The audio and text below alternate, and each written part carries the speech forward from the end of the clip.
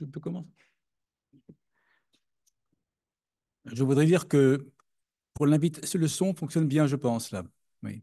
Pour l'invitation qui m'est faite de parler ce soir, j'exprime mes gratitudes à Monsieur le recteur de ce très, très beau lieu qui nous accueille, au père Bernardus Peters, abbé général, au père Pierre-André Burton, abbé de Cîteaux, et bien sûr à tous les responsables de cette collection si précieuse de sources chrétiennes, en particulier à Laurence, pour ce travail considérable qui est fait et qui aide tellement tous. Et je suis heureux de cette place faite à l'histoire de l'art, car cette place enrichit le regard que nous portons sur le De Gradibus. Alors, l'évinure de manuscrits d'Anchin n'est pas un simple ajout décoratif, une image qui se contenterait d'être l'équivalent du texte, une illustration un peu naïve ou pittoresque, mais elle révèle une très grande compréhension du traité de Bernard, dans une forme à la fois totalement originale et dans une intelligence subtile du très haut niveau d'une pensée monastique, de la spiritualité et du salut. Avec cette miniature, on est en présence d'un exemple de l'œuvre d'art médiévale comme exégèse visuelle. Et je ne veux pas en parler sans rendre hommage à mon maître en histoire de l'art, Louis Grodecki, qui a eu l'intelligence de m'orienter vers les études d'iconographie dans un travail fondé à la fois sur la connaissance de vastes corpus d'images et sur la lecture attentive de textes provenant de milieux les plus divers. La connaissance et la mise en relation de ces deux champs de l'histoire de la culture montrent comment l'image, à partir d'une compréhension des textes, s'est proposé des formulations nouvelles, des interprétations qui dépassent et qui enrichissent le domaine textuel, une véritable exégèse visuelle. J'ai pu vérifier ça dans ma thèse sur l'iconographie des deux Saint Jean, lorsque Jean-Baptiste et Jean l'Évangéliste sont ensemble, en parallèle ou en symétrie. Et cette méthode a été tout aussi fructueuse pour ma recherche sur l'iconographie médiévale de l'échelle céleste, rendue en 93 pour être présentée pour l'habilitation, l'essentiel étant donné dans le livre paru chez Flammarion et réédité maintenant au format de poche, donc très disponible dans la collection Champ. Je fais une brève parenthèse en étant avec mon épouse devant le Latran, c'était très bien pour moi parce que le Latran, c'est les deux Saint-Jean très directement et le thème scalaire est quand même présent directement avec la Scala Scanta à côté. Donc c'était formidable. L'analyse de la peinture d'Anchin qu'on voit ici, qu'on reverra, n'occupe dans ce livre que 6 pages et l'invitation d'en présenter l'étude dans l'édition Sources chrétiennes du traité de Bernard m'a permis de reprendre largement cette recherche, de la préciser et de suivre les images fondées sur le De Gradibus bien au-delà de la période romane et jusque dans l'art du XVIIe siècle. Comme ces nouvelles formulations après le XIIe pourront se lire dans le volume des sources chrétiennes qui paraîtra bientôt, je ne les évoquerai que très brièvement et je vais me concentrer sur la manière dont la peinture d'Anchin s'inscrit dans l'iconographie médiévale de l'échelle céleste. Pour la terminologie, parler de l'échelle céleste est la formule la plus cohérente qui permet à la fois de la faire résonner en écho au thème de l'échelle de Jacob et d'éviter toute confusion entre ces deux séries d'images.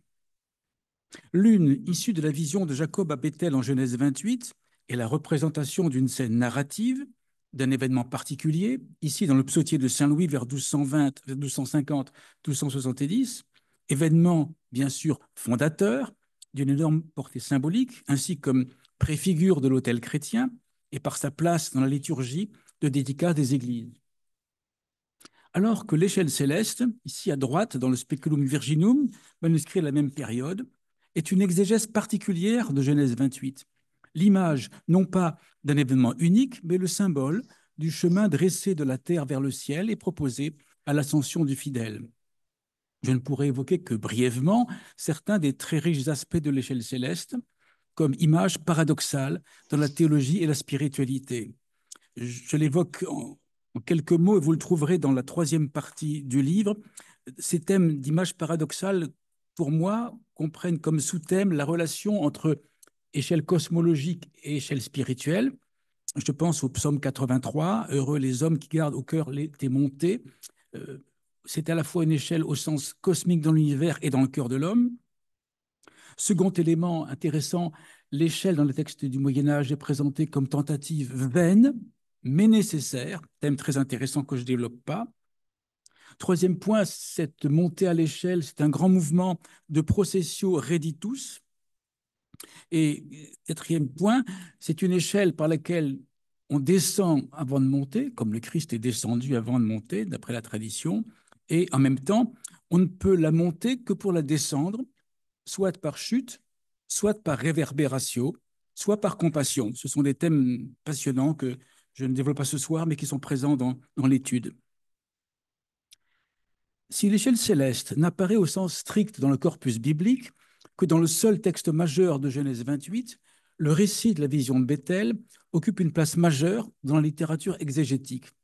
Dès l'époque des premiers pères, le milieu est propice, car le monde religieux méditerranéen et proche-oriental de la fin de l'Antiquité accorde une place importante à la fois à l'image de l'échelle céleste et au système cosmologique qui organise le monde au niveau superposé, que l'âme est invitée à escalader dans sa montée vers le ciel. Les religions orientales de l'Empire romain, l'Apocalypse judéo-chrétienne en fournissent également des exemples.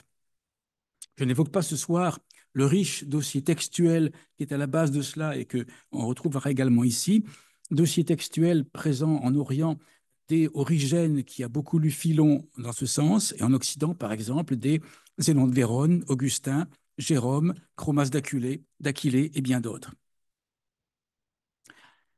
Une tradition qui commence dès les premiers siècles du christianisme fait ainsi de l'échelle de Jacob l'image de l'échelle que le fidèle est appelé à monter pour se rapprocher du ciel. Cette interprétation ne faiblit pas tout au long du Moyen Âge et de très nombreux textes développent l'idée que la progression spirituelle se fait par des étapes rythmées par des degrés nettement définis. Faisant souvent référence directe à Genèse 28, ces textes utilisent abondamment l'image de la montée d'une échelle céleste.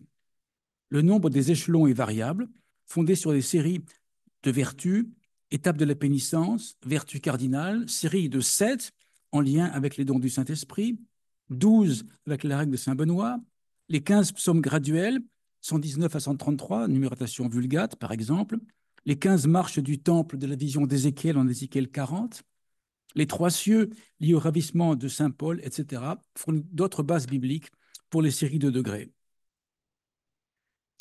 À mi-chemin entre la rareté de l'image de l'échelle céleste dans le texte biblique et sa multiplication dans la littérature religieuse, l'iconographie forme un domaine intermédiaire. L'ensemble des images médiévales représentant une échelle symbolique dressée entre la terre et le ciel est important et dépasse largement une centaine d'œuvres. Quelques centaines si l'on compte les divers exemplaires enluminés d'une même source textuelle. C'est un chiffre malgré tout restreint qui ne permet pas de parler de banalisation du thème, au contraire de la littérature où la notion d'échelle céleste devient souvent un lieu commun.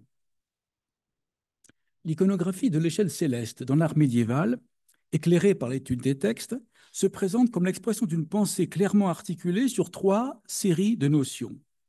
C'est d'abord une cosmologie qui prend la forme d'une conception hiérarchique du monde à partir d'une doctrine de la création exprimée comme séparation de l'unité première.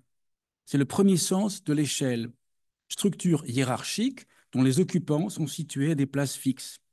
Ce n'est que parce que l'univers est en soi une échelle des espaces et des êtres, selon la notion réaffirmée du pseudo-Denis l'Aréopagite à Bonaventure, qu'un déplacement est possible à travers les niveaux qui le composent. Une des variantes du thème est fournie par la montée par la Vierge enfant des 15 marches du temple, qui devient un exemple d'ascension spirituelle des degrés, ici dans les Cantiques Rothschild, nord de la France, vers 1300. Or, les 7 puis 8 degrés successifs du temple de Jérusalem, décrits en Ézéchiel 40, sont associés aux 15 psaumes graduels, mais aussi à l'échelle de Jacob.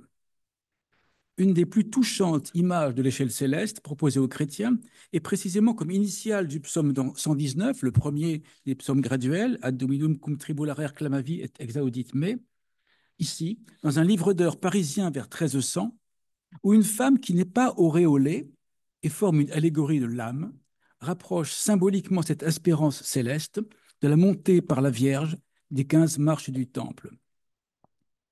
L'échelle céleste est donc aussi l'expression d'une topographie spirituelle, fondée sur une théologie et une mystique. C'est le second sens de l'échelle, une structure dont les occupants sont mobiles.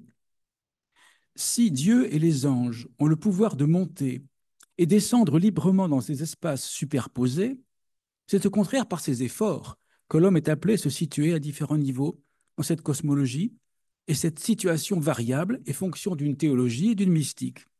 La formulation de l'ascension de l'échelle céleste est un des signes majeurs d'une spatialisation des concepts. Plutôt que de vivre uniquement sur le plan terrestre, l'homme est appelé à vivre un désir du ciel, une recherche du divin qui passe par le retour à l'axe vertical de la croix. L'échelle céleste exprime enfin une anthropologie. Elle s'inscrit dans un répertoire d'attitudes fondamentales comme être droit, se courber, se redresser, qui font référence à une situation théologique et morale dans le cosmos. L'appel de saint Benoît à dresser l'échelle au chapitre 7 de la règle est l'équivalent du retour à la rectitude intérieure chez saint Bernard pour tenter de retrouver la position attribuée à l'homme par Dieu et perdue depuis la chute. In curvatus sumus, vous connaissez. Les images d'échelle céleste sont au cœur d'un vocabulaire plastique des positions du corps. C'est dans ce vaste ensemble que se situe l'enluminure de manuscrits d'Anchin, dans une formulation si originale qu'elle est restée longtemps incomprise. Elle prend la forme d'une initiale I, doublant la première lettre que nous lisons au verso, incipit tractatus, début d'une formule de 4 lignes avant le début de la préface, rogastime, frater, godefride, etc. C'est ce début, vous l'avez à droite, une grande initiale R, remplie de rinceaux végétaux, se terminant en aile d'oiseau. Je ne reviens pas sur le manuscrit lui-même, réalisé sans doute vers 1165 pour l'abbaye bénédictine Saint-Sauveur d'Anchin, dans le nord de la France. La plus ancienne collection d'œuvres de Bernard, en 3 volumes, vous connaissez ça mieux que moi, comprenant aussi un dossier hagiographique important.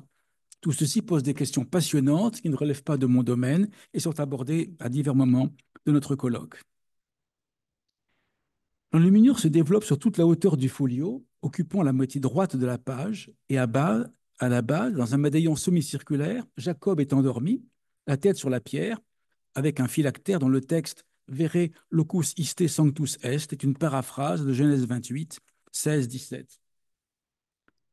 La présence du buste divin bénissant au sommet et des anges montant et descendant sont des autres éléments traditionnels de l'iconographie médiévale de la vision de Jacob. Mais on note la présence, d'une part, d'un moine à coule sombre à la droite du Christ et un abbé à coule blanche tenant la crosse et un livre à sa gauche.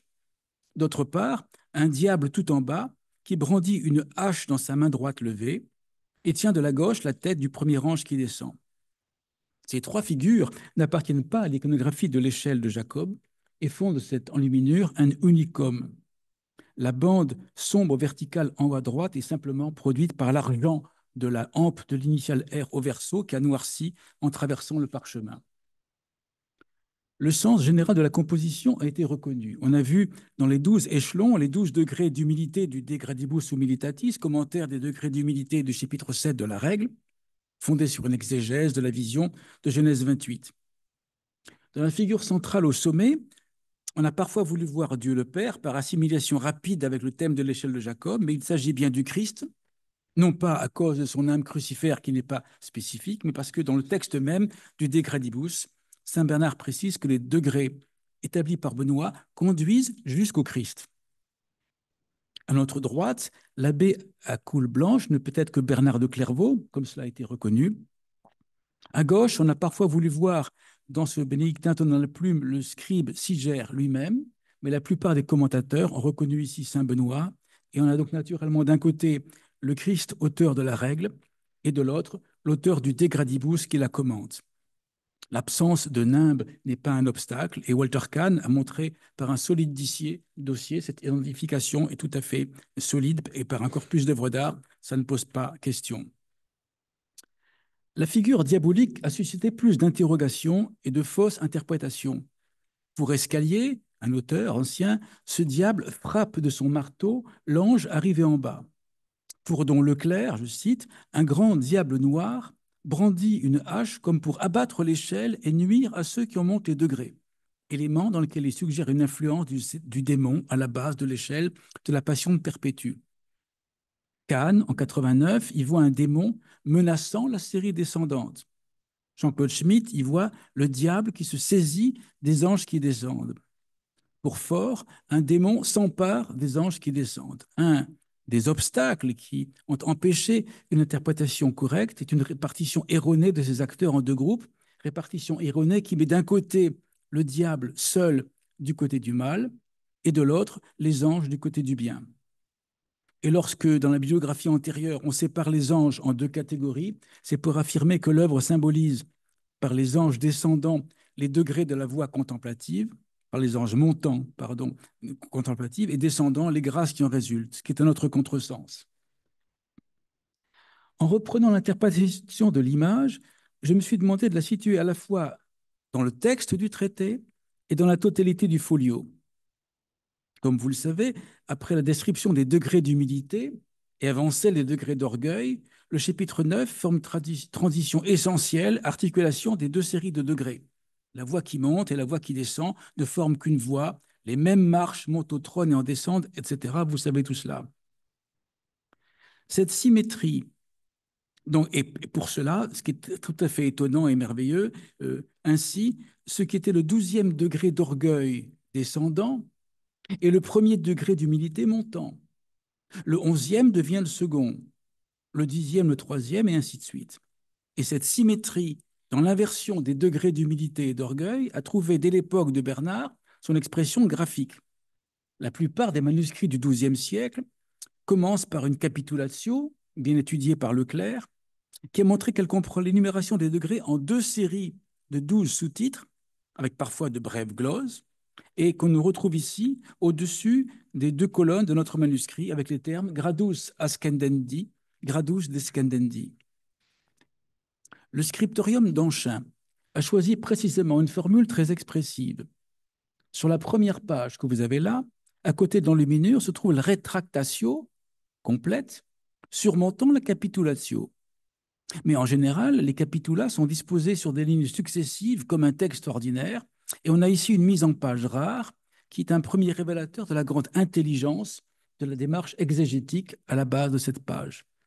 Les 24 capitulas sont présentés en deux séries verticales parallèles et sous deux arcs supportés par des colonnettes. Walter Kahn a remarqué très justement que cela peut rappeler volontairement la disposition des tables de la loi pour donner plus de solennité à cela. Alors, on peut parler ici de climax dont on a parlé hier. Dans le livre de John Rupert Martin sur les images de l'échelle de climax, a montré très bien qu'on a une typologie en trois grandes catégories chez climax. L'échelle verticale qui forme table des matières, l'échelle que montent les moines, souvent de biais avec le mont, et puis l'échelle de 1, 2, 3 degrés suivant les chapitres. Et en fait, le scribe qui était ici était face au même problème que celui raconté par les copistes de Climac, qui se servent de l'échelle comme fondement visuel à la table des matières. Ainsi, vous avez à gauche, manuscrit de Princeton 1081, les numéros et les titres des 30 chapitres sont inscrits face aux échelons, mais de bas en haut. Les chapitres vont de bas en haut dans la table des matières pour respecter le sens de la montée de l'échelle. Et le copiste d'Anchin a choisi la même solution. Les 12 degrés d'humilité dans la colonne de gauche sont numérotés et inscrits de bas en haut. La disposition spatiale du texte correspond à la topographie spirituelle qu'elle exprime. La colonne de droite, à Anchin, respecte le sens normal d'écriture. Et ce choix présente l'immense avantage de visualiser l'accord des degrés définis à la fin du chapitre 27. Le 12e degré d'orgueil descendant devient le premier montant, etc. Un autre élément révèle la profonde dimension exégétique de la page.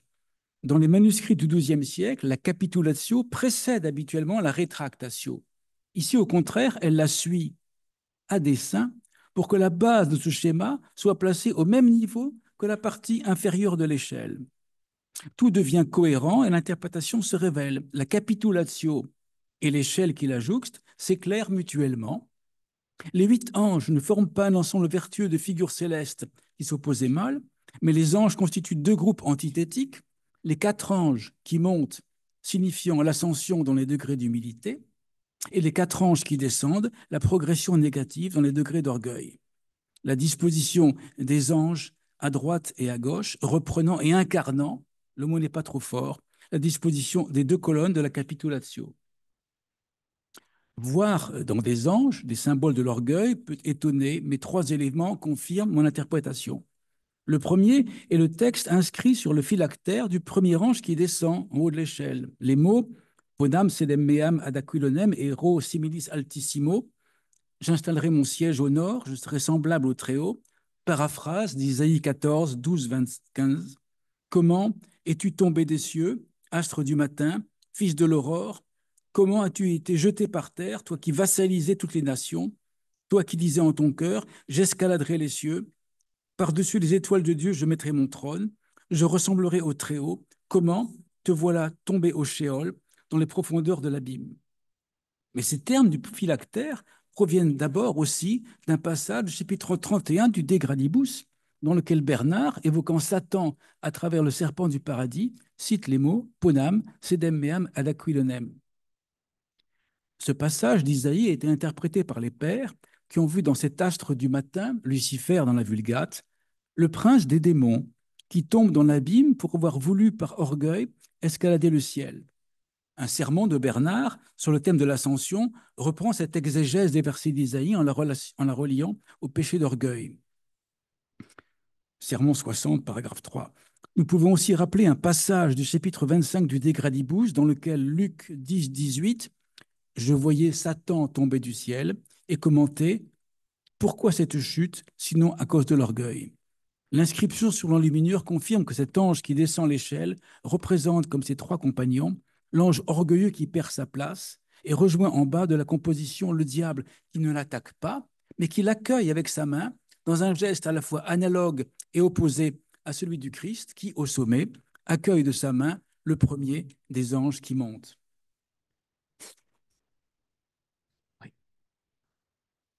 Le second argument en faveur de mon analyse est un élément qui n'avait pas été utilisé par les commentateurs jusque-là. Les quatre anges qui montent ont une auréole et ceux qui descendent ne sont pas nimbés.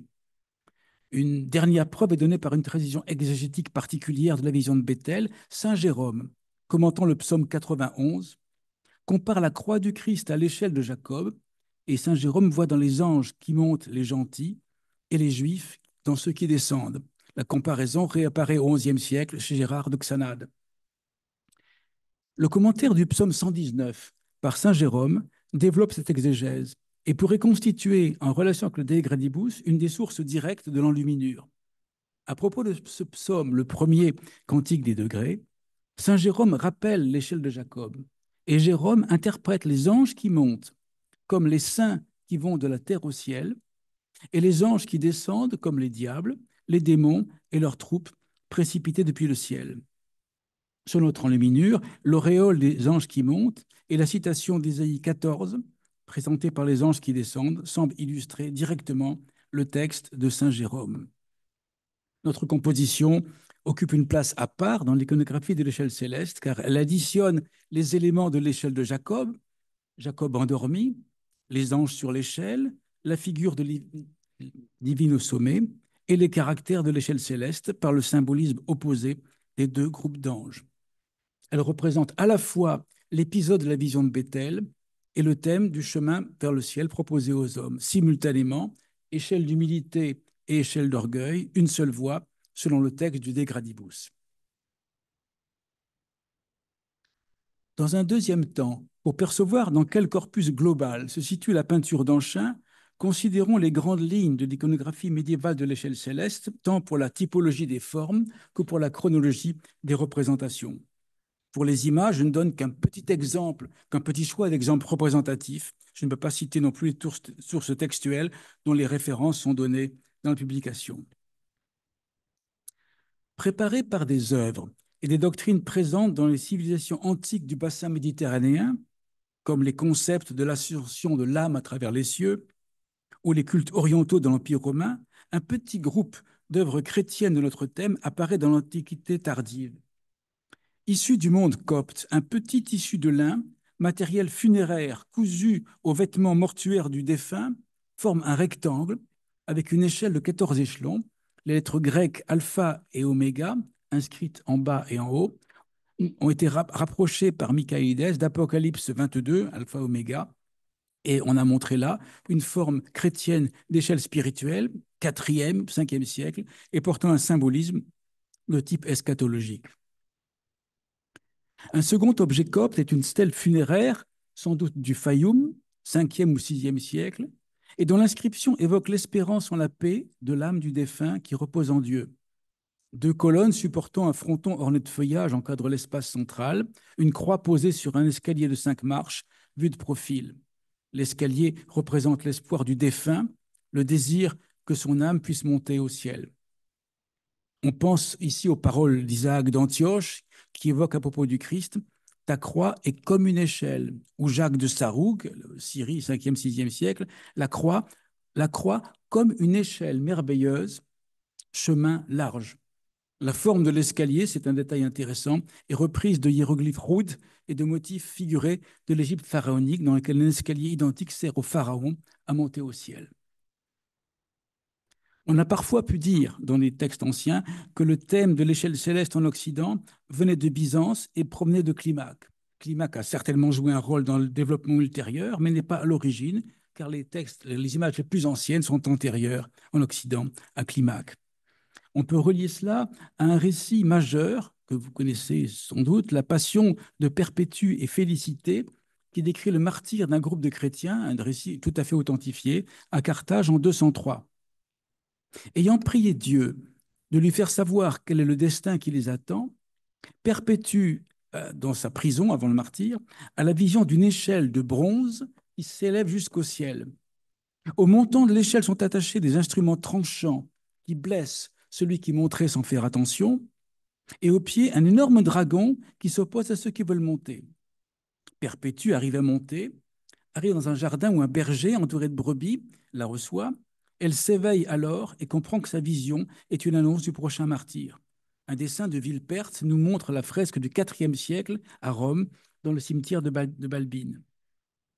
La diffusion du thème est facilitée par sa reprise dans les sermons de Saint-Augustin et au XIIIe siècle dans la légende dorée de Jacques de Voragine.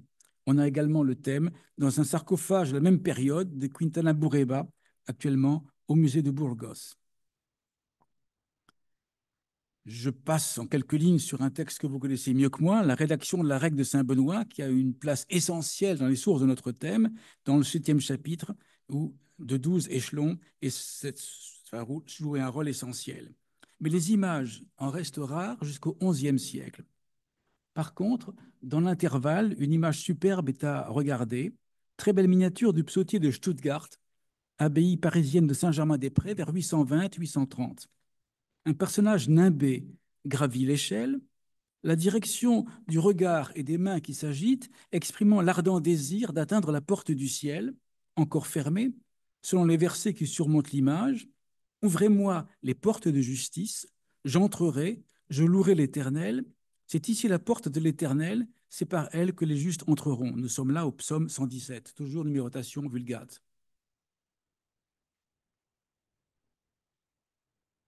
Le texte du psaume ne fait pas référence à l'échelle directement, mais comme il contient les mots porte de l'Éternel, le rédacteur du psautier a associé cela à la porte des cieux de la vision de Béthel.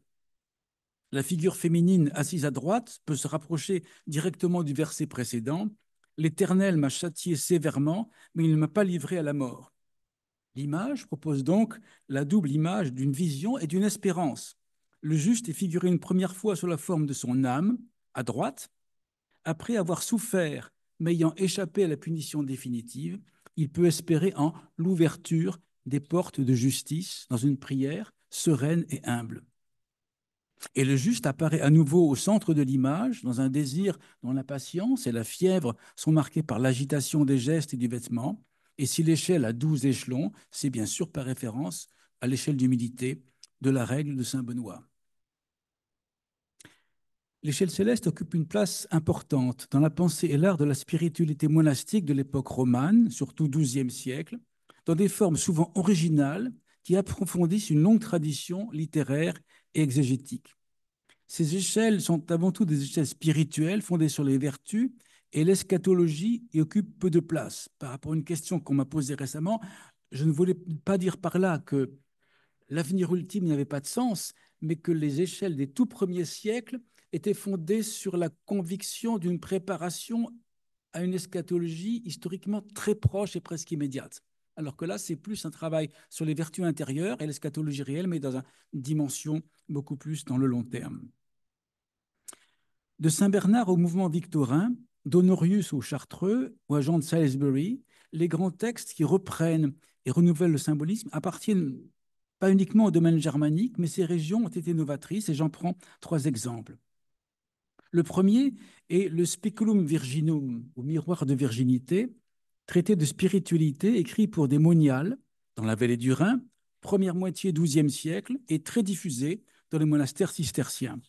On en conserve plusieurs exemplaires avec un cycle de 11 miniatures correspondant aux différents chapitres.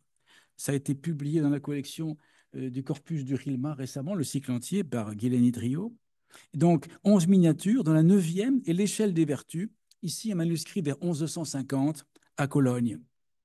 Dressé verticalement, une échelle de 7 échelons sert aux vierges pour monter vers le Christ, en buste dans un médaillon et qui leur tend des rameaux.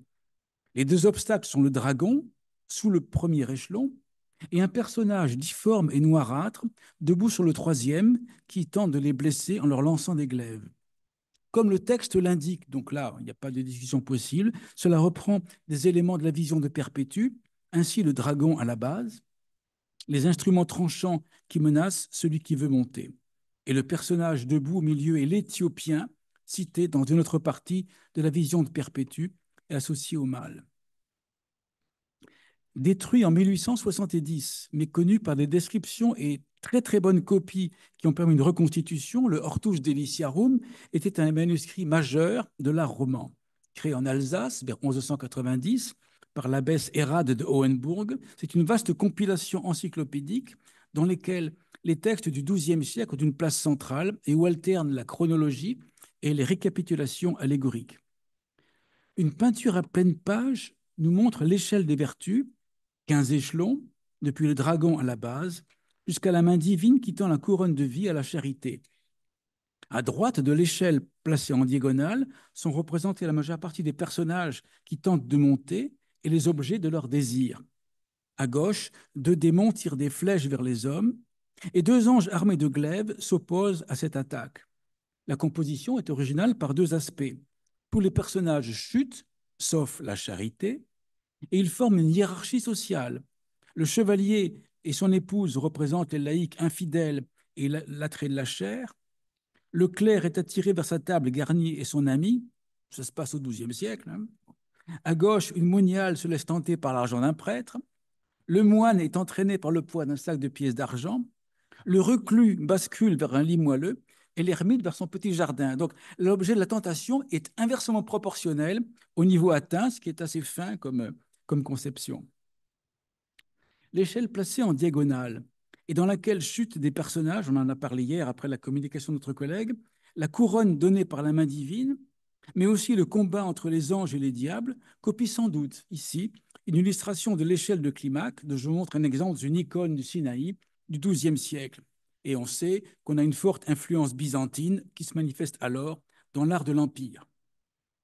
On a aussi considéré la figure de la charité comme un apport de Climaque, mais ce n'est pas indispensable, puisque Saint Benoît, dans le chapitre 7 de sa règle antérieure à Climaque, montre aussi la charité au sommet de l'échelle. Dans cette image que vous avez ici à gauche, l'autre influence est celle d'Honorius, qui a consacré deux textes à l'échelle céleste, la Scala Coeli Maior, qui montre la charité comme l'échelle qui peut monter au ciel, mais c'est un traité très complexe qui ne se prête pas à l'illustration. Et c'est plutôt la Scala Coeli Minor que reprend Honorius dans son Speculum Ecclesiae, où il consacre au symbolisme de l'échelle un long développement dont les passages principaux sont copiés ici, dans le Hortus, sur le folio qui fait face en l'enluminure. On nous dit dans le texte, cette échelle, qui est aussi la charité, a deux montants, qui sont l'amour de Dieu et l'amour du prochain. Les degrés en sont 15 vertus, car la charité a 15 branches, comme le temple de Jérusalem avait 15 marches, et comme les 15 psaumes graduels. C'est donc de Honorius que Hérade reprend l'échelle de 15 échelons, mais l'idée seulement, et non la caractérisation des différents niveaux. Et une des inscriptions portées sur l'enluminure définit non pas 15, mais 7 degrés qui permettent de monter au royaume des cieux. Enfin, le dragon qui est à la base peut venir de Climaque, mais évoque aussi la bête de l'échelle du Speculum Virginum. Comme elle le fait pour la réunion des textes du Hortus en un florilège, Hérade, l'abbesse, utilise des sources diverses pour concevoir l'image de l'échelle céleste. Du monde byzantin, elle reprend certains motifs formels. D'Honorius, le nombre des 15 échelons, mais elle ne garde même pas le titre de Scala Colli, et la rubrique porte ici le titre d'échelle des vertus. L'idée d'échelle et de gradation dans la pensée théologique lui fait encore choisir dans les pages qui suivent un texte sur la Vierge comme échelle du ciel, un thème très important, mais qui n'a pas de correspondant formel ici, et également un extrait sur les 7 degrés de vertu. Mais cette compilation reste cohérente, car le motif original de la hiérarchie sociale et l'idée des tentations adaptées à chaque type donnent là une physionomie propre. L'inscription portée sur l'enluminure précise que cette échelle signifie l'ascension des vertus et l'exercice de la pieuse sainteté qui obtient la couronne de la vie éternelle. Une troisième œuvre est un dessin très original qui illustre le début de la règle de Saint Benoît dans un manuscrit vers 1162 de l'abbaye de Zwiefalten en Souabe. On y voit Saint Benoît écrivant entre échelle de Jacob et échelle céleste. La vision de Bethel forme le bord gauche de la composition. Au-dessus de Jacob qui dort sur la pierre, une échelle de 10 échelons est dominée par Dieu en buste et bénissant. 4 anges, nimbés, montent et descendent. Le texte inscrit sur le montant gauche résume la vision de Genèse 28. L'échelle de droite est beaucoup plus originale. Dans les espaces définis par les 7 échelons, apparaissent au centre un petit personnage nu, à tête d'adulte, aux cheveux crépus, tenant glaive et bouclier, et de façon symétrique, 6 séries de têtes d'hommes, dont certains sont tonsurés, et de femmes. En haut, le buste divin est placé dans un médaillon circulaire présentant un rameau de la main gauche et tenant une corde de l'autre. L'hameçon, situé à son extrémité, traverse les naseaux d'une des 3 têtes du monstre située plus bas. La bête avale de la plus grosse de ses têtes la partie inférieure de l'échelle. Une flamme jaillit à droite de sa gueule ouverte. L'échelle céleste à droite est influencée à la fois par le speculum virginum et par la vision de Perpétue. Dans la partie inférieure, l'hameçon permet d'identifier le dragon au démon de Léviathan de Job 40, je cite, et Léviathan, le pêches-tu à l'hameçon, avec une corde comprimes-tu sa langue. Citons encore Job 41, de sa gueule jaillissent des torches, il s'en échappe des étincelles de feu, verset illustré par les flammes crachées par la bête le long de l'échelle. Le démon est dévoreur d'âmes, mais il est pris à l'hameçon. Selon l'allégorie un peu complexe de la pêche au Léviathan, une longue tradition développe depuis les pères une exégèse de Job 40 qui fait du Christ l'appât tendu par Dieu au Léviathan. Ce dernier est pris au piège par la divinité du Sauveur cachée dans l'incarnation. Et quelques exemples issus dans l'art, dont le dessin du Hortus Deliciarum, très bonne copie de manuscrit perdu, vers 1190, dans lequel Dieu tient une canne à pêche, l'appât étant constitué par le Christ placé contre la croix. La peinture d'Anchin se situe ainsi pour l'échelle céleste dans un réseau à l'époque romane très dense d'images qui ont une étonnante invention. Mais je voudrais plus rapidement évoquer l'intense renouvellement du thème dans l'art du XIIIe au XVIe siècle en présentant des exemples, en me limitant à 3 directions majeures, mais qui font résonner des concepts qui contribuent à éclairer la richesse symbolique de l'enluminure d'Anchin. La première grande direction montre que le thème, qui était présent au XIIe siècle dans la spiritualité monastique essentiellement, circule maintenant dans des formes destinées beaucoup aux laïcs, que ce soit des allégories moralisantes, des récits courtois ou des voyages imaginaires. Citons le Welschgast, ou l'hôte étranger, écrit en allemand vers 1215 par Thomasin de Cerclar, écrit didactique à l'usage des laïcs, à la fois traité des vertus et des vices, et manuel de courtoisie, et qui montre dans ses enluminures une échelle du ciel et de l'enfer, ici, manuscrit vers 1250. 2 échelles partent d'un espace central circulaire, neutre, entre guillemets. Un homme tente de monter par l'échelle du ciel, dont les échelons portent des noms de vertus. Le ciel est indiqué par la nuée et par le texte Der Himmel. Et les échelons de l'échelle de l'enfer sont de rangement inclinés vers le bas et fixés à un des montants. Et un diable plonge un personnage dans une cuve dans les flammes. Oui. Pensons aussi à deux textes fameux. Vous connaissez bien sûr, pour les cisterciens, le Pèlerinage de vie humaine, écrit vers 1330 par Guillaume de Digulville, moine cistercien, qui a écrit là en français ces trois pèlerinages, donc très diffusés parmi les laïcs. Je vous montre une enluminure du XVe siècle. Et Guillaume nous décrit, au début du poème, la Jérusalem céleste entourée de murailles. Elle a bien une porte, mais seuls peuvent la franchir ceux qui passent par l'épée du chérubin. D'autres s'envolent comme des oiseaux aidés par saint Augustin. Mais saint Benoît a dressé une échelle de 12 degrés d'humilité pour que les moines de sa communauté puissent le rejoindre. Et je signale en passant, très intéressant, que le respect du nombre symbolique d'éléments est à la fois fréquent dans l'art médiéval et non systématique. Le miniaturiste savait que le texte parlait de 12 échelons, mais ne pas le respecter ne lui posait pas problème. Un autre texte très fameux est bien sûr la Divine Comédie, où Dante décrit une échelle d'or dans les champs 21 et 22 du paradis. Elle est dressée depuis le ciel de Saturne jusque dans les hauteurs infinies de l'Empyrée et présentée dans son analogie avec l'échelle de Jacob et les règles de Saint Benoît. Dans un manuscrit ici lombard vers 1400, en haut à gauche. Oui, pardon, excusez-moi. Manuscrit ici du milieu du XIVe siècle. Très, très sobre, très, très beau, très, très touchant. Par ces âmes comme des petites lumières sur l'échelle suivante. Et là, un manuscrit lombard vers 1400. En haut à gauche, Béatrice montre l'échelle à Dante. Et dans la scène principale, celui-ci écoute Saint Benoît sur l'échelle, tandis qu'en bas, Benoît dessine le Christ en croix à des personnages agenouillés. La deuxième grande direction pour cette période du XIIIe au XVe est la présence des images dans la dévotion et la mystique. J'en cite un exemple pris chez Henri Suzeau dans l'Horloge de Sapiens, qui a connu une immense diffusion, ici manuscrit du milieu du XVe siècle. Et Arsenius donne une doctrine qui tient en trois mots, fugue, taque, quiesque, c'est-à-dire fuir les hommes, se taire, reposer en Dieu. Et l'échelle est le signe de la voie la plus simple, la plus directe, la plus éloignée des doctrines complexes que l'on trouve dans les livres. L'homme à droite est le disciple qui a demandé une doctrine simple et qui a la vision de l'ermite Arsenius devant sa cellule. Et l'ange sur l'échelle, qui monte et descend facilement, nous dit le texte, est là pour montrer que l'ascension spirituelle est possible.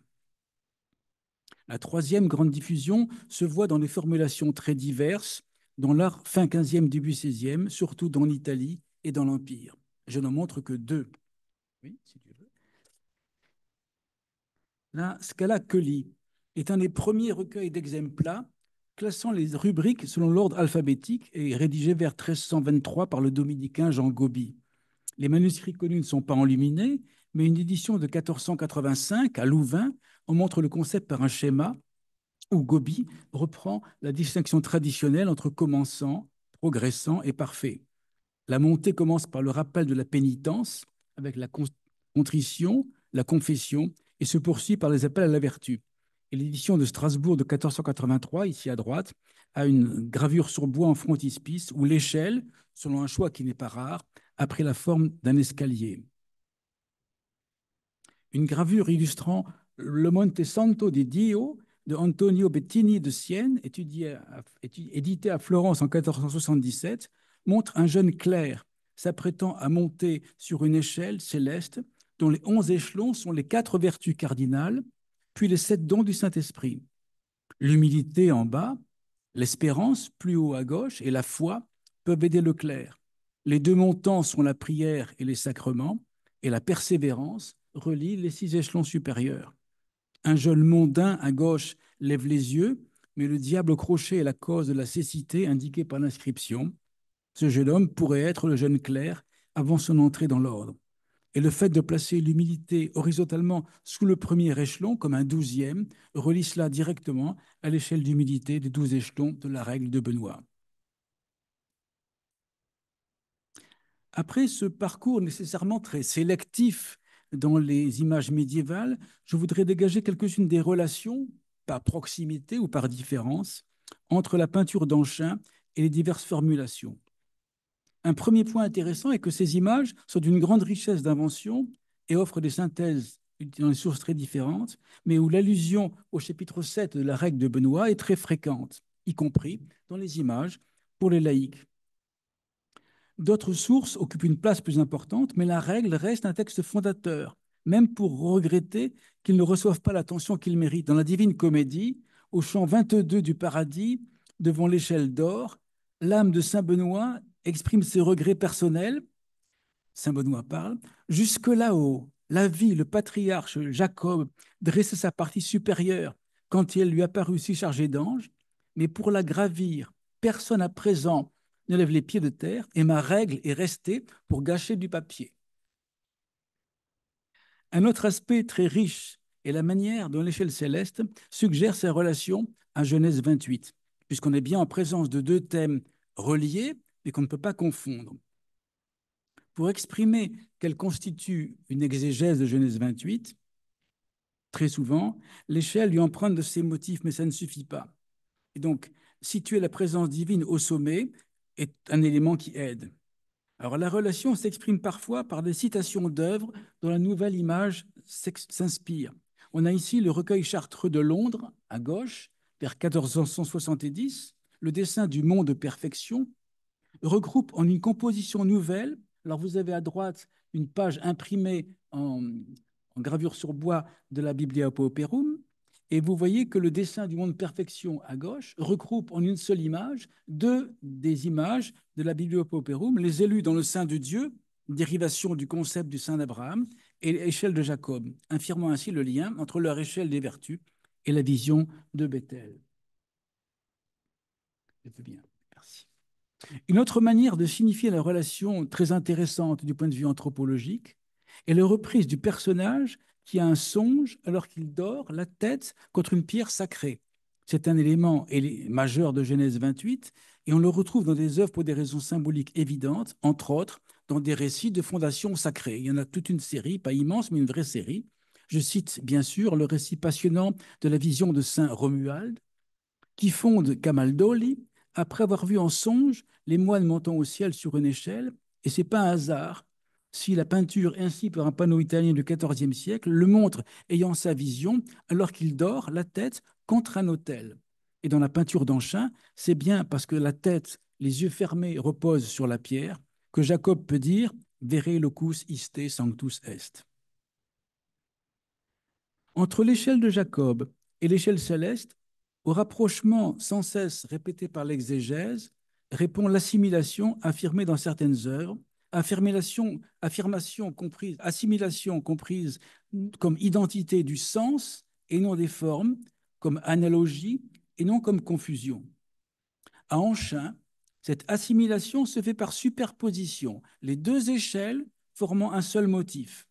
C'est le cas d'une manière subtile dans une enluminure du XIIIe siècle, ici un chapitre du Dialogus Miracolorum de César de Heisterbach. Les échelons portaient des noms d'ordre, veuve, vierge, confesseur, martyr, apôtre, etc.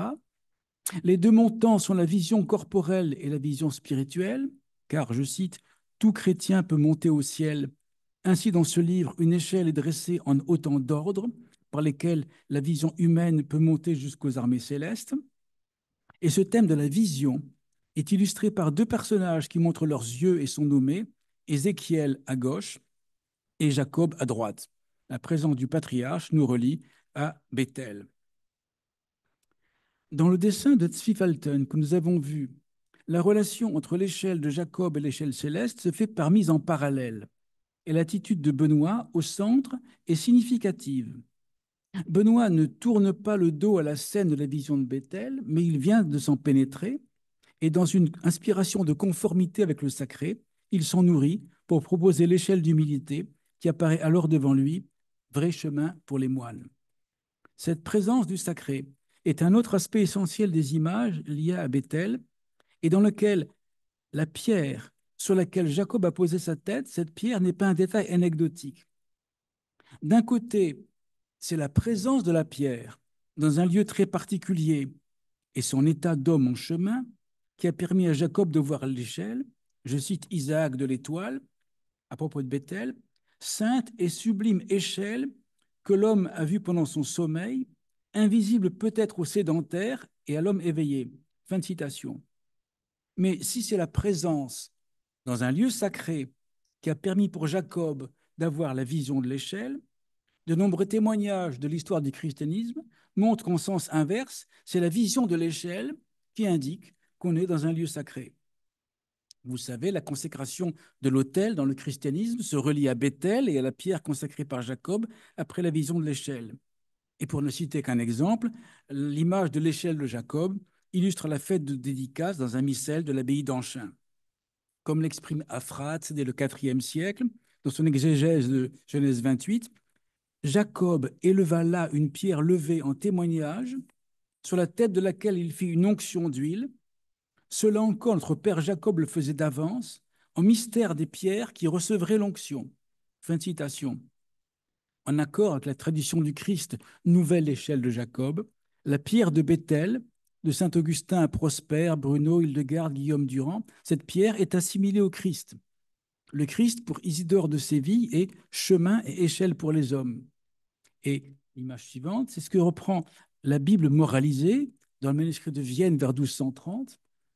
Le médaillon de commentaire de l'échelle de Jacob montre Jean. On a dans le médaillon, ce sont des pères dont on a un élément vétérotestamentaire en général et un élément de moralisation. Ici, au sommet, l'élément vétérotestamentaire avec Genèse 28 et 32 d'ailleurs, et en bas la moralisation. Et ici, le commentaire nous dit Jacob, qui s'endormit sur la pierre, signifie Saint Jean l'évangéliste, qui s'endormit sur Jésus-Christ. Et le texte qui surmonte l'échelle de Jacob enrichit la comparaison. Par Jacob, il faut comprendre l'âme fidèle qui, quand elle s'endormira sur la pierre, c'est-à-dire le Christ, rejoindra le royaume des cieux.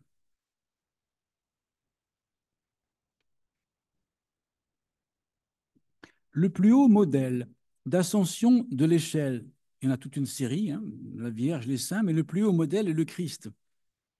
Dans une série de textes et d'images que je n'ai pas le temps de développer, et qui sont d'une grande puissance exégétique, comme cette étonnante enluminure de Pacino di Bogonaguida, vers 1320, qui montre le Christ montant volontairement à l'échelle de la crucifixion. Et là, je pense à une des phrases que j'ai mis en frontispice de Saint Bonaventure dans l'itinéraire de l'Esprit vers Dieu. Il a fallu que la vérité même revêtit la forme humaine dans le Christ et s'établit comme une nouvelle échelle pour réparer l'ancienne brisée en Adam. Merveilleux. Image suivante. Cette image s'éclaire plus encore en rapprochant avec le Passionnaire de Cunégonde, enluminé à Prague à la même date, vers 1320, dans lequel vous avez les Arma Christi, qui sont des objets matériels simplement en quelque sorte, mais avec une force symbolique indiscutable, puisque l'échelle des Arma Christi n'est pas ordinaire. Le texte inscrit entre les échelons nous indique Ec scala habens duodecim gradus humilitatis. Rien à discuter, c'est tout à fait identifié ici comme échelle de 12 degrés d'humilité de la règle de Saint-Benoît, cette échelle par laquelle le Christ monte à la crucifixion. Si la montée à l'échelle céleste peut être proposée aux chrétiens, c'est parce que des êtres d'un haut niveau ont pu en recevoir la vision et connaître à leur tour des ascensions exemplaires. Je n'en cite que le cas le plus connu, celui de l'ascension de l'échelle céleste par Saint Dominique dans sa mort. Ici, une peinture en noir et blanc, pour une fois, de Traigny à Pise en 1345. Et c'est très intéressant parce que le récit précise le jour et l'heure de son trépas furent révélés à Ferguali, alors prieur des frères prêcheurs de Brescia, donc il était loin en distance du lieu. Il dormait d'un léger sommeil, la tête appuyée sur le clocher des frères, quand il vit le ciel ouvert et deux échelles blanches qui descendaient sur la terre, etc. Donc, il a sa vision quand il a la tête appuyée contre le clocher, comme Jacob, tête sur la pierre. Et c'est intéressant. Et j'ai cité la vision de Romuald pour le Camaldule, et c'est un cas parmi d'autres. Un autre exemple tardif qui est intéressant, une peinture célèbre la vision au milieu du 8e siècle par le duc de Bavière, Tassilon. Le duc dort dans la forêt. Il voit en rêve une source jaillissant du sol en quatre bras, l'échelle dressée vers le ciel et les anges montant et descendant. Et le lendemain, son chasseur trouve la source en forme de croix et fonde là le monastère de Wessobrunn, fontaine de Bruno. Donc le fait de voir l'échelle signifie que le lieu est sacré. Sur de nombreuses églises médiévales, des inscriptions à proximité des portes appellent l'église, vous le savez, maison de Dieu et porte des cieux, selon les mots de Genèse 28, 17, le plaçant dans la suite directe de Bethel. Et à Erwitte, en Westphalie, vers 1180, c'est très intéressant, j'ai mis des petites flèches rouges pour indiquer l'emplacement des colonnes à l'entrée du chœur. Ces deux colonnes qui supportent l'arc d'entrée du chœur, avec une photographie partielle à droite, sont recouvertes chacune d'une échelle sculptée en bas-relief et sur laquelle se tiennent quatre anges qui font face aux fidèles ou aux prêtres qui s'avancent de la nef vers le chœur. Cette échelle de Jacob dédoublée encadre ainsi l'entrée du sanctuaire et montre que le sanctuaire est à son tour, comme Bethel, maison de Dieu et porte des cieux. Les sculptures de Erwitte placent donc le lieu central de la liturgie, mais aussi ses acteurs, dans une réactualisation de l'événement de Bethel. Pour terminer, je ne peux que reprendre très brièvement ce que j'ai développé en appelant l'échelle céleste une image paradoxale. Comme on le lira dans les pages présentes dans l'édition du De Gradibus qui se prépare, qui paraîtra bientôt, la mise en parallèle, l'emboîtement, pourrait-on dire, des deux séries de degrés, qui est un axe fondamental de la pensée de Bernard dans ce traité, cet emboîtement n'est plus compris dans les siècles qui suivent. Et les images fondées sur le dégradibus du XVe au XVIIe siècle, certes toujours passionnantes, situent les deux séries de degrés l'une au-dessus de l'autre, dans une pensée d'une logique rationnelle, scolastique d'une certaine manière, et qui a perdu le sens de la pensée monastique propre à Bernard. Et dans le volume des sources chrétiennes, j'analyse la série de 6 gravures différentes entre fin XVIe et milieu XVIIe, comme celle-ci, que j'ai pu identifier et classer, des feuilles volantes qu'on devait imprimer et vendre pas cher aux laïcs, pour prier chez eux probablement, dont le texte peut être en latin, en français, en allemand, et j'en montre une de l'édition de Cologne ici, vers 1610. L'auteur du De Gradibus est en profond accord avec le sens le plus intérieur de l'échelle comme image paradoxale, et je terminerai là-dessus. Bernard nous parle des degrés que le bienheureux Benoît nous donne, non pas à compter, mais à monter. Fin de citation. Et il évoque le terme où ces degrés doivent nous faire parvenir. Mais dans un apparent paradoxe, la peinture d'Anchin ne montre aucun être humain montant sur les échelons. On peut rapprocher cela, en premier lieu, d'un concept remarquable de la pensée médiévale de l'échelle céleste, celui de monter pour descendre, et qui prend la forme de deux aspects principaux. Car d'une part, la montée peut être suivie de la descente, parfois par chute, comme l'évoque Guigues II pour le fidèle, je cite, qu'il prenne garde, après une telle contemplation qu'il avait élevée jusqu'au ciel, de ne pas tomber jusqu'aux abîmes dans une chute désordonnée, de ne pas se tourner vers de vaines mondanités. Mais une autre chute est due à la lumière qui est telle qu'elle repousse l'âme qui vient de l'atteindre en une réverbératio. Et pour Grégoire le Grand, je cite, notre esprit n'est pas capable de rester longtemps en contemplation, repoussé par sa propre faiblesse loin de cet infini transcendant, l'âme retombe sur elle-même. Et un second concept remarquable est celui de la descente par compassion. Pour saint Augustin, le mouvement des anges sur l'échelle de Jacob signifie les prédicateurs, la montée désignant la contemplation, la descente la prédication, en un symbolisme repris par la glose ordinaire. Ou pour Bonaventure, la montée des anges sur l'échelle de Jacob exprime leur action contemplative dirigée vers les réalités célestes et leur descente, leur action vers l'humanité. J'ai cité brièvement un élément essentiel de la peinture d'Anchin qui la différencie de la plupart des images de notre corpus. Aucun être humain n'est représenté sur cette échelle, en dehors des deux abbés du sommet qui la patronnent. En tout cas, il ne circule pas dessus. Et les figures de Benoît et de Bernard ne sont pas là pour illustrer l'aboutissement d'une montée personnelle, mais comme témoins et auteurs des ouvrages qu'ils ont rédigés et tiennent en main.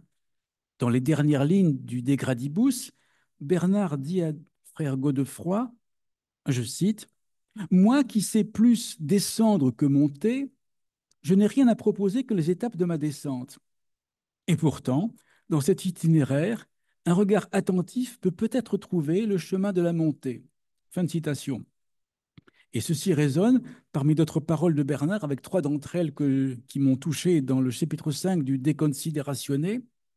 Bernard y explique que dans la montée spirituelle, ce qui est au-dessus de nous n'exige pas une action de notre part, mais un regard.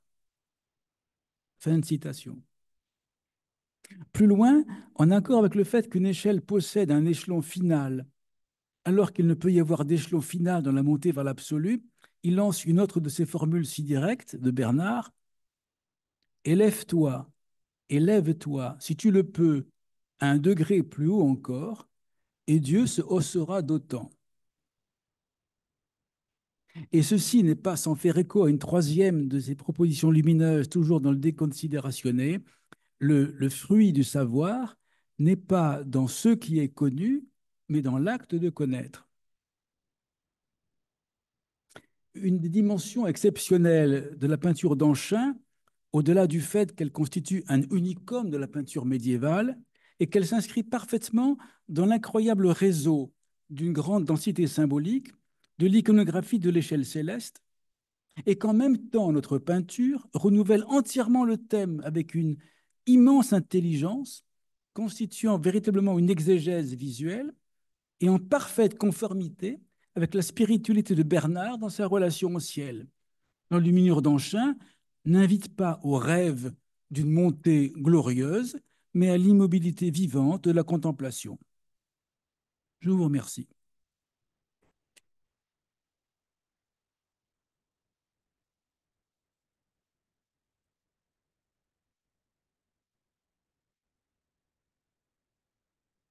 Merci, Cédric. Pour ma part, je veux bien un échange si ça a du sens, sinon on s'en passe.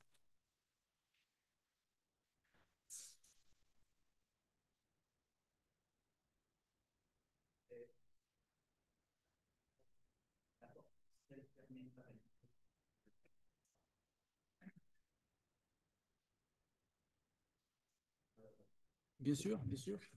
Si tu vas au début, on y arrivera facilement. C'est une des premières. Merci.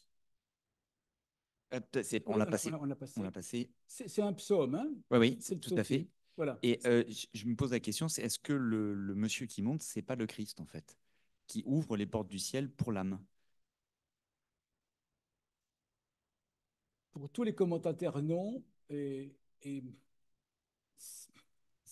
ça correspond tellement au texte. On voit mal le Christ monte, agiter les mains comme ça pour tendre quelque chose, pour obtenir ça. Enfin, ouvrez les portes du ciel. Enfin, c'est levez-vous porte. Il y a une lecture christologique de ce psaume, hein. Bah, il a une auréole, il a la pourpre rouge.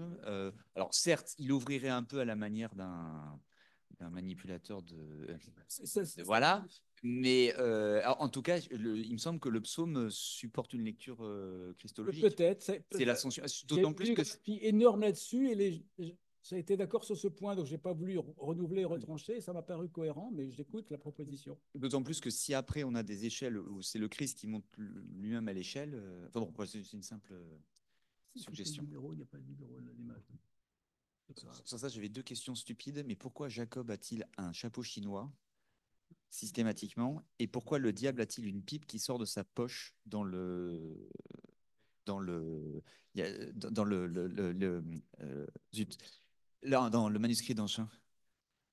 Alors, le chapeau, c'est pas une chose, oui.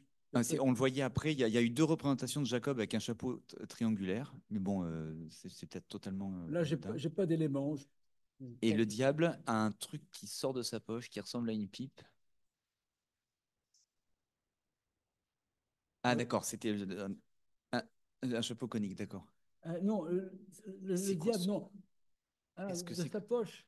Enfin, c'est pas une poche, évidemment, hein, mais. Et c'est pas une pipe non plus, mais. Ah, c'est peut-être sa queue, ouais. Enfin bon, voilà, excusez-moi, c'est à cette heure-là, je pose des.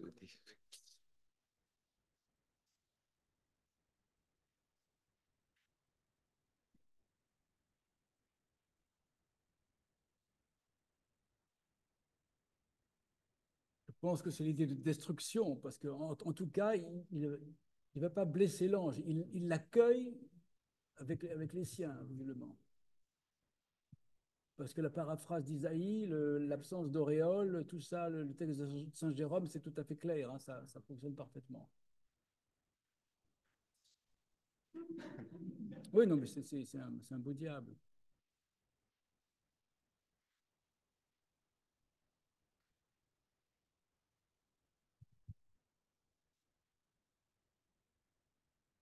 Je voulais aussi vous remercier pour votre présentation. Dans l'opposition entre les anges qui montent et les anges qui descendent, vous n'avez pas beaucoup parlé du fait qu'ils ont la tête en bas, ceux qui descendent.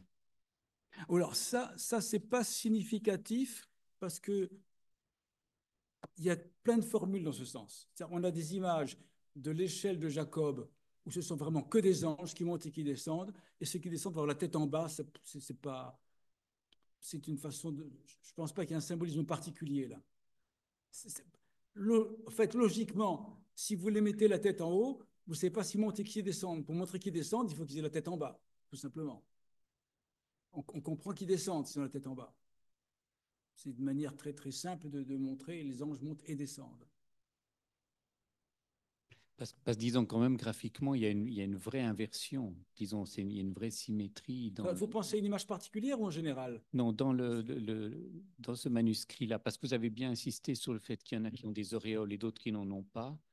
Donc on voit bien l'opposition, si on veut. Et graphiquement aussi, disons, le fait de monter ou descendre est représenté de manière inversée, si on veut. Ben, c'est la seule Celui manière. qui a la tête en haut va vers Dieu, celui qui a la tête en bas s'en éloigne. Enfin, Oui, ben, c'est la seule manière de montrer qu'ils descendent. Si on montait là dans l'autre sens, on ne se dirait pas qu'ils descendent. En fait, on reprend ici un motif classique de l'échelle de Jacob, quand ils montent et qu'ils descendent, mais de manière juste, comme ange, ils sont aussi comme ça. Simplement en le mettant en accord avec les 12 degrés d'humilité et d'orgueil. je comprends bien, mais disons, dans d'autres images, ceux qui chutent, ils ont vraiment ils sont pas vraiment dans une position totalement inversée par rapport à ceux qui montent. Ils perdent l'équilibre, ils sont encore debout, mais en train Mais on ne de. parle pas des anges, là. On parle des hommes qui descendent. Oui, Pas... mais là, vous avez dit que c'était des démons. Non, ce ne sont pas des démons. Ce sont des personnes qui représentent les personnes descendant de l'orgueil. Les anges qui montent symbolisent la montée dans l'humilité. Les anges qui descendent symbolisent la descente dans l'orgueil. C'est un symbole. Oui, oui, oui. On prend une image existante de Bethel et on lui donne un sens différent en mettant des motifs précis comme la citation d'Ésaïe, l'absence d'auréole, et en la mettant en parallèle avec la capitulatio. C'est une image symbolique. Parfois, on voit des hommes qui chutent, qui sont des hommes dans, dans le péché ou dans la chute, mais là, ce n'est pas une image d'ange, c'est une image symbolique. Il représente une signification particulière. Est vraiment inversé. C'est-à-dire, Je trouvais que enfin, par rapport à toutes les images que vous nous avez montrées, j'ai trouvé que c'était la seule dans laquelle il y avait une véritable inversion oui, graphique tout à fait. qui correspondait parfaitement à ce que le texte veut nous dire quand on dit qu'on monte les échelons et quand on les descend. Et je trouvais ça Tout à fait. Mais ça, c'est. assez frappant, disons, au point de vue de la construction graphique, disons. Il y a une intelligence de la peinture. Euh, là, on n'a pas vécu le moment où ça a été fait, mais il y a une relation intime entre la personne qui a compris le texte et la personne qui a conçu l'image. Une compréhension totale. Parce qu'en même temps, c'est une invention, cette image. Oui, Si c'est ça. quelqu'un ne connaît pas cette image, hein, prenons un bon artiste actuel, on lui met le texte de Gradibus, on lui illustre à ça, il ne fera pas ça, il ne saura pas. Il faut penser pour arriver à ça. C'est une pensée extraordinaire. Enfin, il y a une intelligence là derrière qui est très étonnante. C'est une exégèse visuelle. Ce n'est pas une petite image qui recopie un texte qui est à côté. C'est une image très impressionnante pour ça. Et le fait qu'ils aient mis la capitulation en dessous, au même niveau que la base, c'est spectaculaire, là.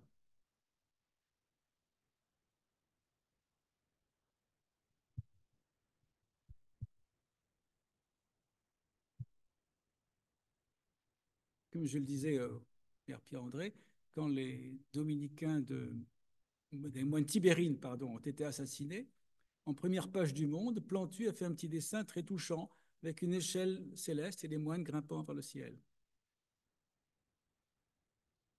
Et Gogol, sur son lit de mort, de témoins qui étaient là, les derniers mots de Gogol ont été vite une échelle.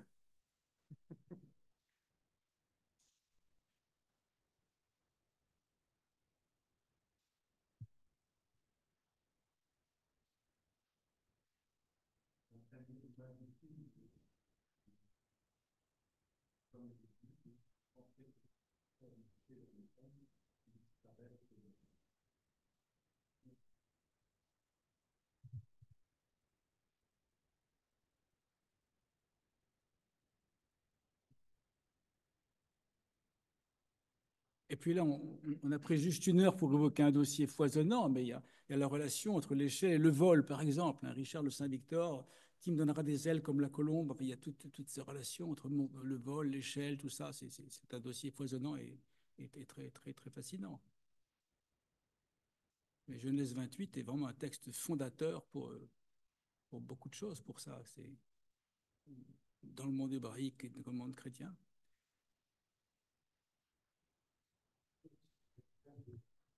Faire monter des anges sur une échelle, eux qui pourraient voler. Vraiment, Jacob a vu ça.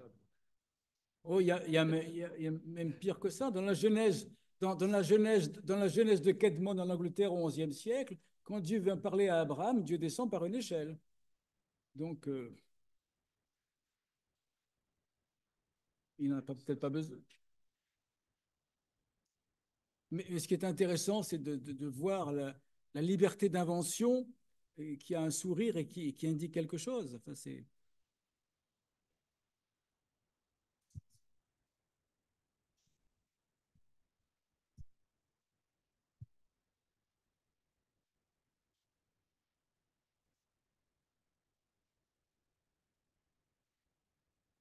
il y en a peut-être, mais tout de suite, je ne revois pas.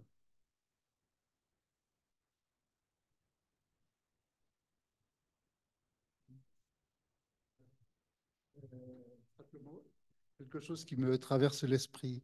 Dans l'iconographie des sièges de ville, on voit beaucoup Des sièges? d'échelles, Ah, des sièges de ville oui, dans les manuscrits des grandes chroniques de France, oui, bien enfin sûr. dans un tas d'œuvres. Euh, et on voit souvent justement des personnages grimpés, d'autres qui tombent. Est-ce que tu as regardé ce genre d'iconographie? Tout à fait. Mais là, c'est vraiment le contexte qui ferait sens, parce que je pourrais montrer deux images, mais absolument identiques, où on voit un homme sur une échelle appuyé contre un arbre, et l'une d'elles vient d'un traité de spiritualité qui explique qu'on monte par les dons du Saint-Esprit, et l'autre, c'est une histoire, on raconte qu'on va monter chercher des cerises dans un arbre. Voilà. D'accord. Et donc, si on ne voit pas le contexte, Oui, oui, oui, tout à fait d'accord. Mais je pense qu'il y a beaucoup de contamination alors, d'un genre à l'autre tout en à fait. iconographie. Tout à fait. Et là, c'est ce que Palowski magistralement appelait analogie Bildung, hein, qui montrait que euh, les différents sens d'une forme et différentes formes d'un sens. Et il y a des centaines de motifs et de sens qui s'interchangent et qu'on utilise. Et on peut reprendre parfois une forme sans prendre le sens et un sens sans prendre la forme. Et tout ça forme un foisonnement et dans lequel il faut vraiment trier pour être sûr de ne pas de se tromper. Tout à fait. Mais en tout cas, je remercie Laurence de m'avoir invité et ses prédécesseurs à inclure quelques pages dans le